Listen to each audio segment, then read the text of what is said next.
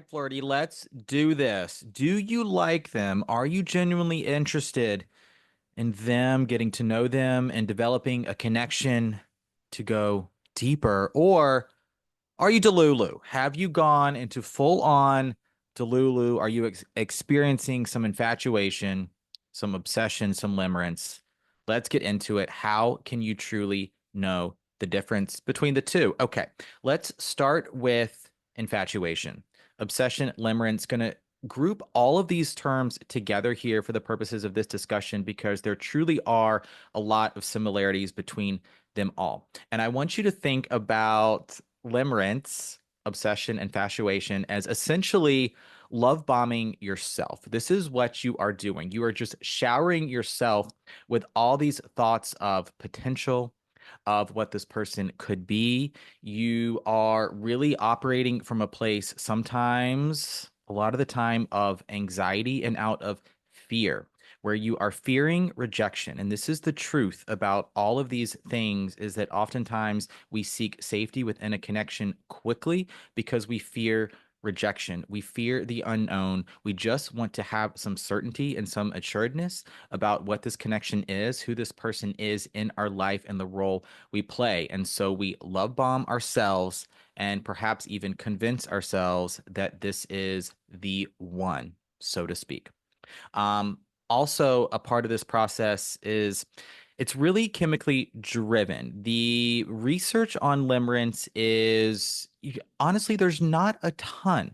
And some people will say, psychologists and practitioners will say that limerence is not a thing. If you've experienced limerence, you know that it is. And a part of this is a lot of intrusive thoughts.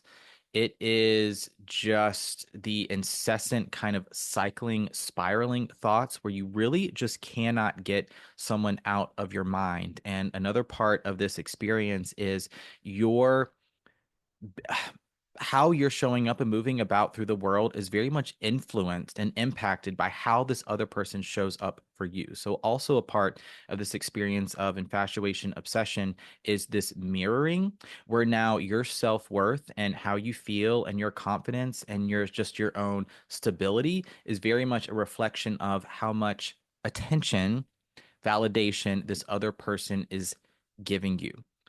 So you really become wrapped up in just the sort of the tidal wave of this new connection as you're being flooded with oxytocin, with dopamine, with a lot of the feel good hormones, and you're caught up, or feel good hormones, chemicals, neurotransmitters, and you're really caught up in this chase toward that feeling, that high that feels so, so good. And we want to keep feeling that way because if we can feel that way, then we don't have to swing the pendulum and come into this other side of the experience where we may be rejected or the other person doesn't feel the same way.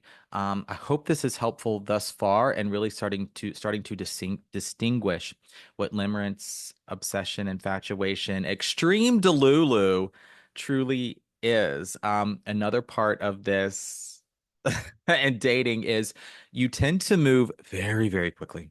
So, why I like to describe this as essentially love bombing yourself. Maybe the other person is love bombing you too, but you're very much love bombing, convincing yourself that, oh my gosh, this person is just the most amazing thing in the world. You just kind of want to do everything with them very quickly, and the pace is just so, so intense.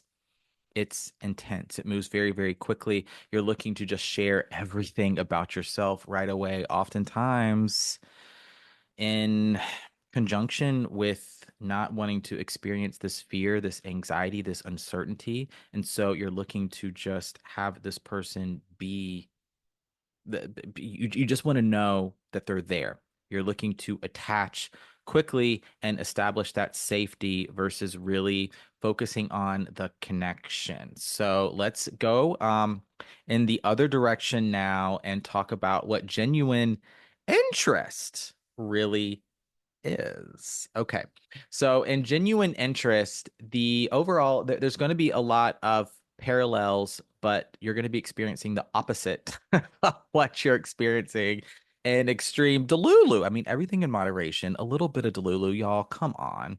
You do not have to be a gay Libra or an air sign to want to play in the world of Delulu a little bit, but we've got to bring it back to reality, to the present moment, and really just be with ourselves and not allow another person or dating to be a distraction. I mean, certainly if you tend to attach quickly, um, this is why I like talking about themes on flirtations of healing and even trauma and your childhood dynamics and your familyhood dynamics. I mean, you're bringing so much of yourself and so much of your story, your history, your experiences into dating. And so I mean, my goodness, we could focus on each one of these topics individually and why you might tend to gravitate towards limerence, obsession, infatuation. I mean, it could be you just really, really like someone, right? You really like them. They're so cute. You're feeling good. And then it's like the train on the tracks is just going faster and faster and faster. And when you're caught up in it, it's difficult to slow it down. And then here you are looking at your phone, you're checking your messages. If you're connected online on the socials, why are you doing that right away? You're not, now you're starting to look at their stories. Oh my God, they like my post. What does this mean? Or, oh, they didn't like my post. What does that mean? So here we go, spiraling, spiraling, spiraling. Okay. Back to the genuine interest piece. I want you to think about genuine interest as really focusing on compatibility in the dating process. And so you're looking to really be with yourself, not how does this person perceive me? What does this other person think about me? Does this other person like me? But more so, how do I feel? Do I see that I want to show up with them? Is this connection as it's building, as it's growing, is it fulfilling for me? And vice versa. Is this other person showing up for me? Are they asking me questions? And you're really starting to build a connection rather than an attachment, right? I have to have, this person is my everything. This person is going to fix, solve, or sort of the inverse of that is, I want to be the savior and I just want to attach to then quote unquote fix them, perhaps could be a part of your dating experience. So instead of going into the attachment realm, focusing on the connection, how do you feel? And starting to build that connection around compatibility. So as you're getting to know someone, you're asking questions around what you're looking for, what type of relationship you would like to have, you envision for yourself. You're talking about past relationships, exes, right? How does this other person talk about their past relationships? If they've had them, probably so. Probably not all the time, but most likely they have some dating experience in history. Uh, just as you probably do. Maybe not. Maybe not. But anyway, let's keep going with this. So think about how you align around dating goals, visions, and just how you move about life as well. How do they treat other people? And how do you treat other people as well? Like, do you seem to both just bring this element of respect and consideration into the dating process? Something else you're going to be talking about is sort of questions about a growth mindset. So, does it seem like they are driven? They have some ambition. They're going somewhere, right? They're curious. It's not about they're going for the raise or the promotion or like they want the new car or something like that, driven in that way. But do they have this curiosity to learn? Do they seem like they have this curiosity to keep growing and keep evolving, right? You're starting to maybe talk about some feelings around fear of change, right? What does it mean if maybe one person is exploring a career change, perhaps? Talk about that. And all of these things evolve over time within those first few dates. I love the first date as really being more of the vibe check, not going into extreme deep questioning on that first date. To each their own. I'm not a fan of that. Hold a few of your cards close to you, keep some mystery, and then over time on date two, maybe you start to talk about past relationships. On date three, now we're building some consistency. You're showing up for one another. Communication is evolving, now you can talk about about this dating thing. How's it going, right? What you looking for out there? How do you like to connect? How do you like to form relationships? What values are important to you in a partner? Right? Where do you see yourself in 5 years, kind of thing? Right? Going with some of these questions that now you're bringing into the dating process, dates three, four, and beyond, to deepen that connection beyond just the surface level, beyond just, I like this person.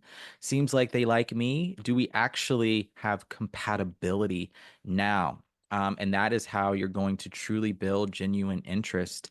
Another part of this genuine interest piece is, I think, oftentimes speaking to the pacing, we want to have instant gratification. We want to know things quickly, have answers quickly, know everything about a person right away. And it seems like we should be able to get there because if we're meeting online on the apps, you could perhaps know quite a bit about a person before you even meet them. If you're checking up on their socials, I know you want to vet them, but the dating apps have so many features now built in that it's probably a real person. I mean, vet them, do you. But be okay with not having all those answers right away. It's okay to go at that slower burn pace. I advocate for it. This is what I recommend. This is my dating style. And the a little bit of the psychology behind that. Ironically, if you're dating the men's, they are going to be attracted to that air of mystery. This is not you holding back. This is not you keeping secrets. This is just you not putting everything about your life and yourself right out on the table in the very beginning. Leave them wanting more and focus on the compatibility within this connection, how you feel, how they're showing up for you, and be okay with dating in that gray area a little bit early on. Where is this going? Is this going to work out? A part of really developing genuine interest is being okay with an outcome that involves it not working out. Or you go on a few dates, a month or so, and you decide, you know what? I felt like it was really there in the beginning, and now, as we're talking more, I'm not feeling the connection, or we really don't align on some of these important things, or I had this non-negotiable, and I started to compromise that non-negotiable, compromise my boundaries a little bit because I was really liking them, maybe a little bit to Lulu, and now I'm thinking, you know what? Actually, I have to stay true to myself, and this isn't the person for me. That's okay.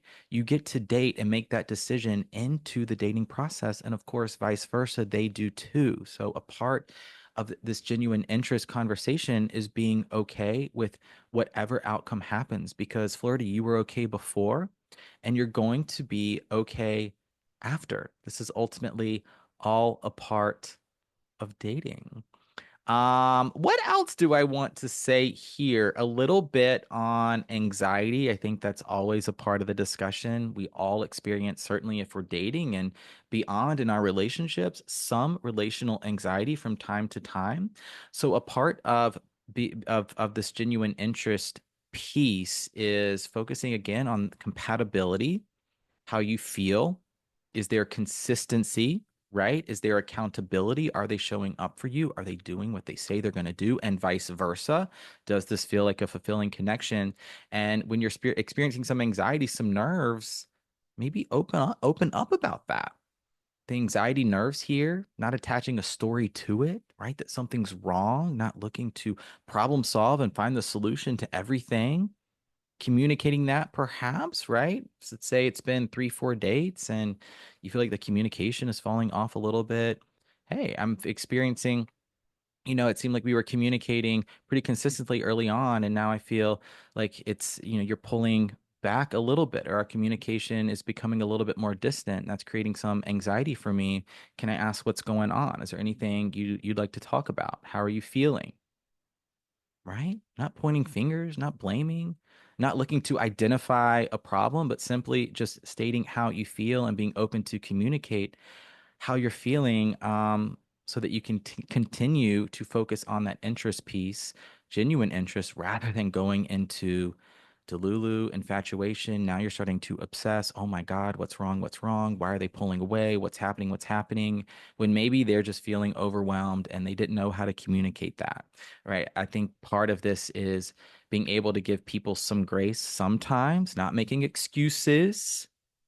Definitely not focusing on potential, but just knowing that we're all human beings, hopefully doing our best. But this is when you come back to yourself, right? Your boundaries, how you want to show up, and knowing that no matter what, you're going to be okay regardless. So that if you start to experience some anxiety, it doesn't get the best of you. Okay, flirties. I think that was this Flirtini.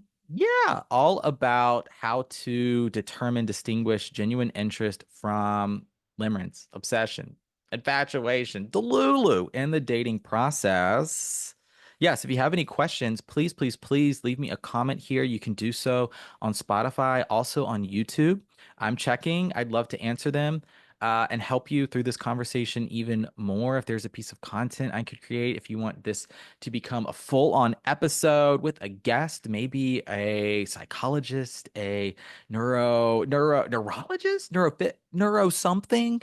Yeah, they exist. I'm sure I'd be happy to do that. Here for you always in your flirting and dating journeys. Thank you so much for tuning in to this Flirtini. My name is Benjamin. I'm the flirt coach and gay Libra flirty. Happy flirting.